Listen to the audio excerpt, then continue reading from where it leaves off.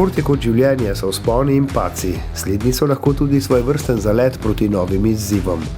Tako nekako so se ob tradicionalnem snidenju na ljubljanskem gospodarskem razstavišču pletle misli povezane z nogometnim letom, ki ima vselej močan pridih rezultatov članske reprezentance. Je nekakšno ogledalo krovne organizacije, njen glavni svetilnik v družbi ostalih, ki predstavljajo Nogometno zvezo Slovenije. Predsednik Radenko Mijatović je ob pogledu naprej nekaj misli namenil tudi spominom na zgodbo, ki jo je izbrana vrsta spisala z odmevnim nastopom na lanskem Euru.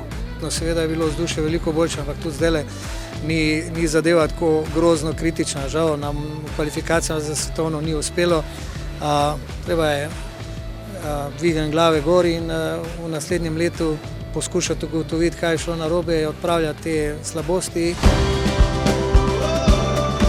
Predsednik je v svojem nagovoru izpostavil vidne dosežke ostalih članov največje športne družine v Sloveniji, ki ima vedno več želez v ognju.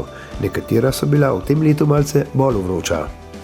Je pa sigurno največji fokus, kar se reprezentance tiče, tudi kar se tiče meni zdaj, ker sem kot direktor, vidim, da se res veliko in največ govori o reprezentanci.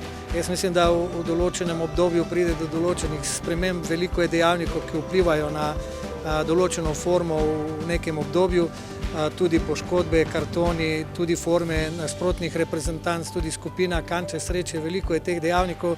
Ampak je bilo pa še ogromno drugih tekem mlajših generacij, tako da kar vse spremljam, se pravi do 14 do A reprezentance, tako da lahko bi bilo boljše, prejšnje je bilo sigurno boljše, ampak upamo in verjamemo, da bo pa naslednjo boljše. Ob želji, da se krivulja članske izbrane vrste obrne navzgor, je bil izpostavljen nov nastop naše reprezentance do 21 let na Evropskem prvenstvu. Vidni so uspehi mlajših selekcij. Na klubskem prizorišču za vrhunske dosežke skrbijo Celjani. Futsal reprezentanca se je zmagal v kvalifikacijah 7 zapored prebila na prvenstvo stare Celine, ki bo ponovno tudi v Sloveniji. Odločno opozarja nase ženska reprezentanca, ki bo prvič zaigrala v A-ligi. Mi smo šele na začetku, naše sanje ostajajo iste. Tiste sanje, ki so jih fantje že dostikrat živeli, tako da oni so nam še vedno vzor, oni so nam še vedno nekdo, katere gledamo z nekim spoštovanjem in upamo, da bo tudi nam to enkrat uspelo. Drugo leto zapored je Nogometna zveza Slovenije novoletni sprejem ozaljšala s priznanjem predsednika. Lani ga je prijel eden najboljših slovenskih nogometašev Branko Oblak, letos pa najboljši strelec slovenske reprezentance, član zlate generacije Zlatko Zahović.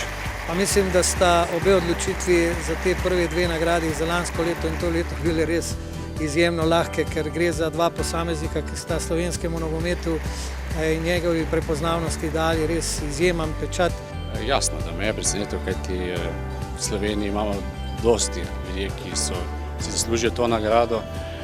Normalno, kadar pride nekako se nekdo spomni nate, si vesel, ponosen. Zahović je za izbrano vrsto igral v letih 1992-2004 in v tem času na 80 tekmah dosegel 35 zadetkov. Zaigral je na premiernem slovenskem, evropskem in svetovnem prvenstvu. Velik pečat je pustil v evropskem klubskem nogometu, pomembnega v Mariboru. In to priznanje je nekako potrditev ne samo zanosa, ki ga imamo in vero, ki ga ima slovenski nogomet, ampak tudi kvalitet.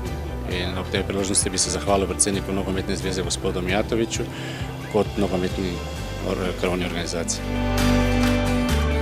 Pogled nazaj za pogled naprej v trenutku, ko se športno leto preveša v novo. Veliko spominov in vtisov se je stkalo v sproščenem druženju, prepleteni so bili željami, ki jih bo najprej poskusila realizirati naša futsal reprezentanca.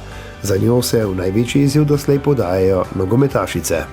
Ena super izkušnja za te punce, to bojo drugačni štadioni, večje število ljudi, najboljše posameznice na svetu, tako da gremo neobremenjeno, pač to smo si prislužili, tle bomo uživali in pa bomo videli, kam nas to lahko pelje. Misel, ki zaobjame podobne pogledu v novo nogometno leto, ko se na okružku vesolja imenovanem Zemlja podajamo na še en navidezen krog okrog sonca. Življenjski in tisti, ki ga bo napisal nogomet.